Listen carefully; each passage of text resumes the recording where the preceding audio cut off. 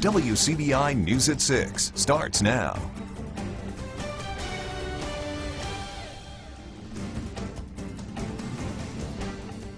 Good evening, everyone, and thanks for joining us. Rural Pine Bluff in Clay County is usually pretty quiet, and that silence was shattered last Wednesday with a violent home invasion robbery. Tonight, 3 men have been arrested or facing a number of charges, including kidnapping. Our Quentin Smith is live in Clay County with the latest on this case. Quentin. Andrea, it was an emotional scene here at the Clay County Justice Court where the 3 men were arraigned earlier today. After the judge read one of the suspects his charges and bond amount, he immediately broke down and started crying and screaming and ultimately had to be contained by multiple deputies. 3 men, Hakeem Upchurch, Clarence Mitchell III, and Emmett Walter Buchanan have all been charged with 5 counts of kidnapping, armed robbery, and breaking and entering of a home. Their bond amount is set at $1,225,000. The 3 men are accused of breaking into a home in Manti last Wednesday. The men allegedly tied up a mom and her 4 children, put them in the closet as they robbed their home. The 3 men are accused of taking $1,150 and a Samsung Galaxy phone. Sheriff Eddie Scott says the men are from Chickasaw County. Scott says there's also a 4th person in connection to this home invasion, and a warrant has been issued for that suspect's arrest. Now, this investigation remains underway, and we'll hear more from Sheriff Eddie Scott coming up tonight on WCBI News at 9 and 10. But for now, reporting live in Clay County, Quentin Smith, WCBI News. A jury is seated and opening arguments begin today in a Columbus capital murder trial. Derek Bankhead was convicted in September 2016 in Lowndes County Circuit Court. However, that verdict was overturned. Bankhead's attorney learned that District Attorney Scott Colomb was a stand-in defense attorney for Bankhead during a preliminary hearing in 2011. Columbus police say Bankhead's cousin, Eddie Bankhead, was shot during an armed robbery back in July 2011. The State Attorney General's office is prosecuting the case. The city of Columbus is upping the reward for information leading to an arrest and conviction in Thanksgiving's deadly shooting in downtown. Police are hopeful that a $15,000 reward will bring witnesses forward. Cordell Lewis died at Baptist Golden Triangle after a shooting outside the Trotter Convention Center. Last December, the City Council approved reward money for cases like this. Chief Oscar Lewis says there was a large crowd at the event and is urging anyone who saw something to come forward. Now, there's been a special line set up to report any information. There's the number on your screen. It's 1-877-273-4552. Curb service delivery companies are loading up and heading out every day with gifts. Especially this time of year, but those boxes on your porch may be drawing the eye of a thief. WCBI's Parker King heads to Winston County, where one deputy has tips to keep your gifts away from that Grinch. He joins us live in the studio with more. Parker? It happens every single year. Boxes arrive and sometimes disappear before homeowners get home. But there are simple ways to make sure your home is safe with your newly bought gifts inside.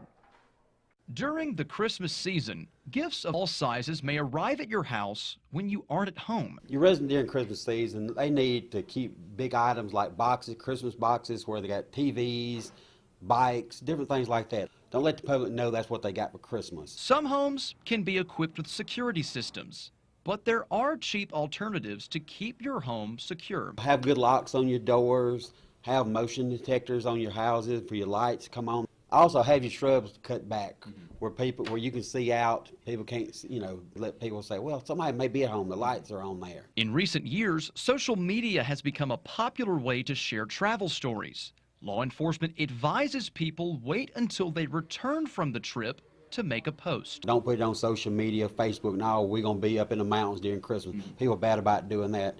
Burglars, people look at things like that on Facebook. To give Winston County homeowners peace of mind, deputies are always willing to give houses a quick look to make sure everything is okay. People call us, say we might be out of town certain times during the week or something. They say, can you come by and just drive by and do a safety check on our house? We do that. We go and ride around the house, be seen around that area, make sure the doors are secure, someone hadn't broken in the house there. And if you have those big ticket items like a TV, a computer, the Sheriff's Department recommends dropping the boxes off at a public dumpster instead of advertising your new gifts on the curb. Parker in the studio, very good advice. This wanted man was in the wrong place at the wrong time, leading to his arrest. Michael Lynn Spruill of Amory was arrested by officers during a routine walkthrough of a business on Highway 278. Spruill was recognized to have an outstanding felony warrant for credit card fraud. Along with the credit card fraud, Spruill is charged with disorderly conduct, failure to comply. His bond has not been set. Well, with the Christmas shopping season in full swing, the crowds are bigger at the stores, malls, and a lot of the retail outlets. Oh yeah, that means there can also be an increase in the number of people asking others for money, work, or food. WCBI's Allie Martin looks at the panhandling issue in one city. At Tupelo's Mall at Barnes Crossing, the regional shopping hub, solicitation of any kind is prohibited.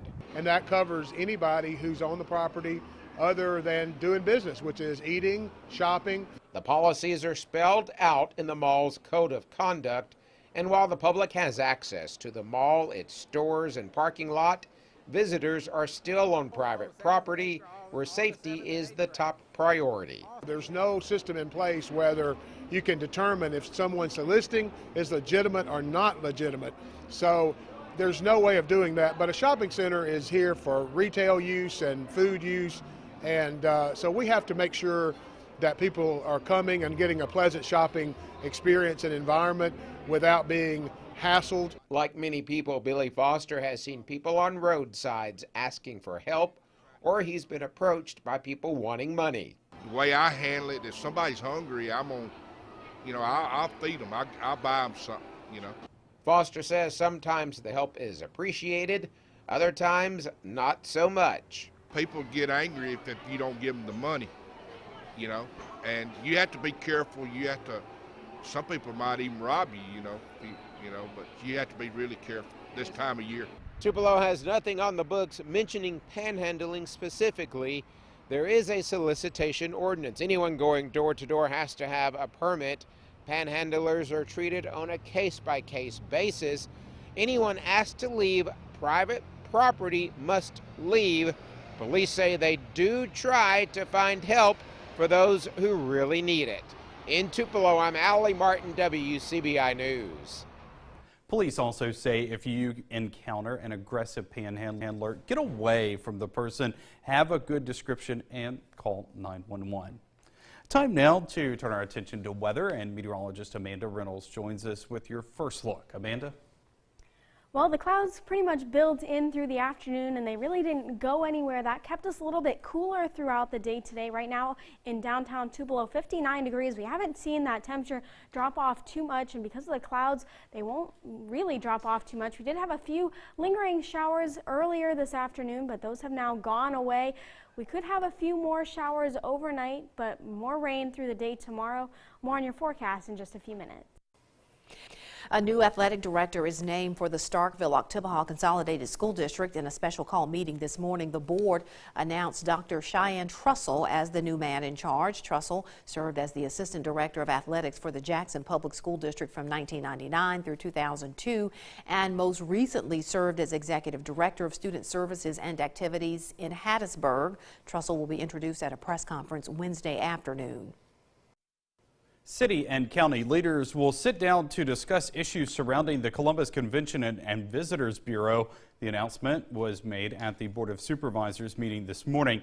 A 2% restaurant tax is at the center of the controversy. City councilmen and supervisors disagree on what should be in the proposal that will be submitted to the legislature for approval. Mayor Robert Smith wants money earmarked for recreation and the Terry Brown Amphitheater, along with changing the makeup of the CVB board. Some supervisors disagree with that proposal. The meeting will be at 9:30 Thursday morning at the Trotter Convention Center lower level.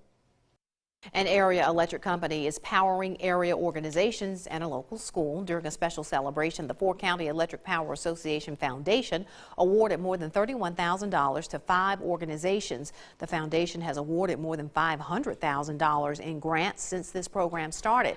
The money is raised by rounding bills to the nearest dollar. The Starkville Area Arts Council was one of today's recipients. The group will use the money for supplies for its Children's Art in the Park event.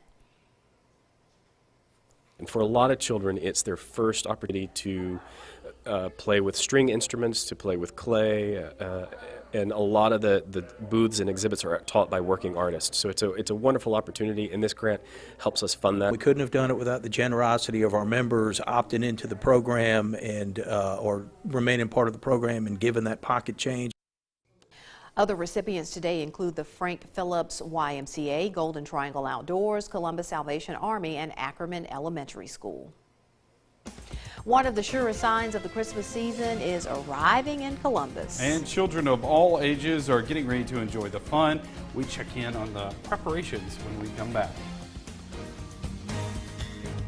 Welcome back, everyone. In a little less than an hour, the streets of Columbus will be converted into a winter wonderland. Indeed, the city's Christmas parade is getting ready to wind its way through downtown. And our Scott Martin, one of the biggest kids, right? He loves Christmas. He loves Christmas. Is live at Parade Central, the farmers market, with the latest. Scott? Yeah, Joey and Andrea, the Christmas spirit is alive here. Like Christmas, everyone is so excited. We're actually in front of one of the floats here called Santa's Workshop, which is actually the title of the Columbus's Christmas parade this year. Again, this is going to kick off at 7 o'clock. There's still time to get downtown if you want to get a spot to see the Christmas tree. Now, we walked down the street here just a moment ago, and I mean, you can see behind me here just a flood of different floats out here tonight. Again, it will kick off at 7 o'clock. It'll go down Main Street and then loop around down College Street as well. So you've got plenty of time to get out and get ready to come see all of these floats. It's beautiful. You can hear the bands out here practicing. They're getting ready to perform for the parade as well. It's going to be a great night. The weather's perfect for this as well. It's a little chilly, but it's perfect. We'll see you back, guys, back in the studio. Well, as Scott just mentioned, the weather is picture perfect for the Christmas parade. We'll see temperatures hovering right around 59 degrees, and the clouds going to remain in place, but relatively nice out there. Look at your full forecast right after the break.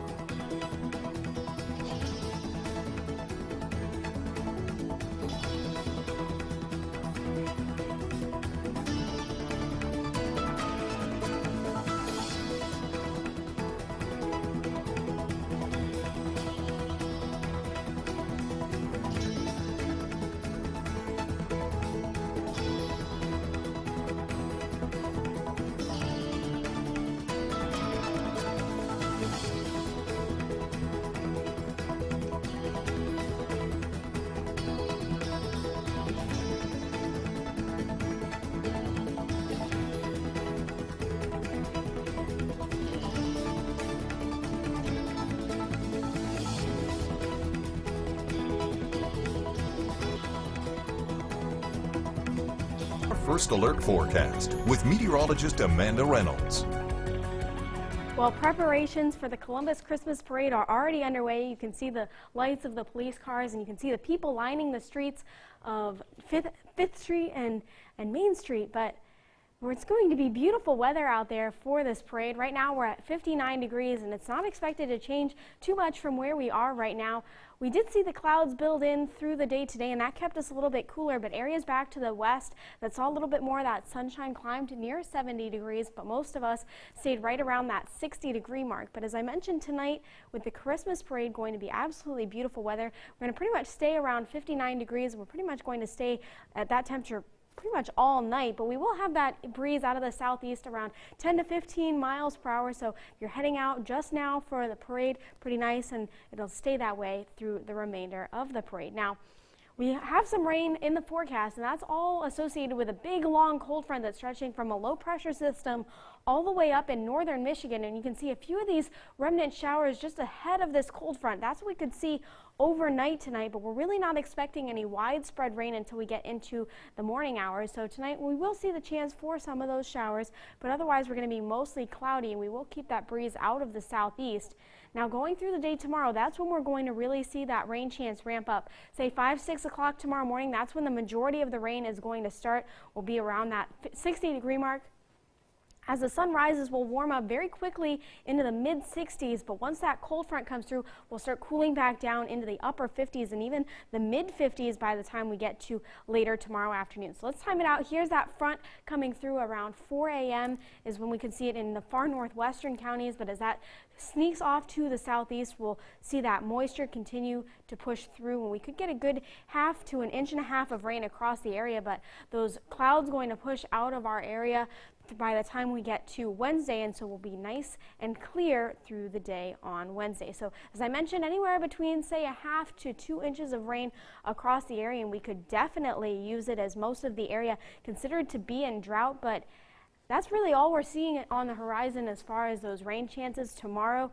And we'll warm up to the 66-degree mark, and then we'll cool back off for the remainder of the week, and it will finally actually feel like December.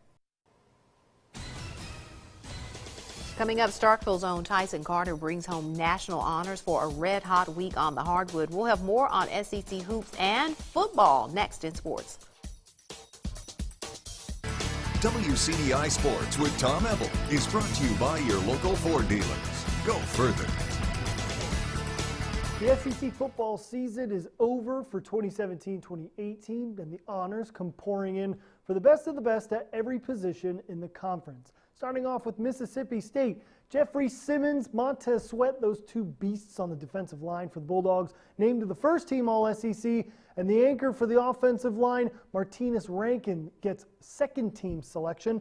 He'll go over to Ole Miss. Cornerly Award winner A.J. Brown named to the first team. He'd be the only first-team selection for Ole Miss, but plenty of second-teamers. Offensive guard Greg Little, defensive end Marquise Haynes, and defensive tackle Breland Speaks, all named to the second team to represent Ole Miss. And then Alabama, well, they're in the college football playoff for a reason, I guess. 8 total players named to the All-SEC team. That led the conference. Here's just some to name. Calvin Ridley, wide receiver, first team. Bradley Bozeman, offensive lineman, first team. Rashawn Evans, Minkah Fitzpatrick, 2 anchors on that defensive side of the football for the Crimson Tide, first team as well. To see the full list of the All-SEC teams, go to our website, WCBI.com. Starkville native Tyson Carter takes home the SEC Player of the Week honor for his career week this week. Carter has been red hot for the undefeated Bulldogs, averaging 27.5 points per game in 2 wins over Stephen F. Austin and Dayton this past week. The former Yellow Jacket leads the Bulldogs in scoring this year with more than 15 points per game. For the first time ever, both the men's and women's hoops teams in Starkville are 7-0 at the same time. And for Hail State hoops, Victoria Vivians is predictably making things tick. The senior is off to a red-hot start, scoring almost 20 per game at a shooting percentage over 50% from the field. The Bulldogs have relied heavily on Vivians while sorting through depth issues. The head coach, Vic Schaefer, knew it'd be Vivians' team to lead.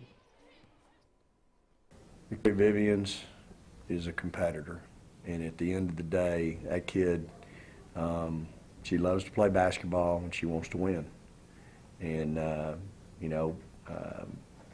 I think for us, she's got to, she keeps shooting 55% from the field, we're going to have a chance to win a lot of games. They should want to go out there and go as hard as we do. Don't come in and, not help do anything, like Coach said, come in and fix what's broken. If nothing broken, just do you and keep it going. So I feel like just us being leaders in practice and being an example for them, they should know what to do. To New Hope, earlier today, Jake Crossan signed to continue his golf career at Mississippi Gulf Coast this upcoming season. Last year, Crossan won 8 out of 12 high school golf tournaments, while also taking home the 5A state championship. That's a nice trophy for the mantelpiece. Crossan also had other offers, but he felt Gulf Coast was the best fit for him. I really liked the campus, and the coaches and players were nice, and I liked their driving range that they had that we have access to at any time, and the courses. We play some of the nicest courses on the coast, and I feel like that was the best school for me to become the best golfer I can. So it partially breaks my heart, but coming up at 10, our last top plays from this past weekend wow. of state championships so of football. fast. So many great It plays did this go by past weekend. fast. It did, and it's almost a bittersweet feeling, as we talked about at 5. Bowl season is about a month away. It's, was it 2 or 3 weeks? Yeah. So hopefully this will get people by a little bit of a football fix while we wait until then. But a lot of great teams in the area this year. Yeah, a lot of great teams. Tough to pick. All right, we'll be right back. We'll have the rain showers anywhere between 1/2 to maybe 2 inches locally. And then after that, and we'll cool off pretty significantly. It'll finally actually feel like December. We'll see highs back in the 50s and those lows back in the 30s. And we'll even cool down a little bit more going into next weekend. So kind of, it's all downhill from here, I guess. So umbrellas and rain jackets tomorrow. Yes. Sweaters and coats the rest of the week, Yep. right? Exactly. Brace for that 26 coming up. Have a good night, everyone.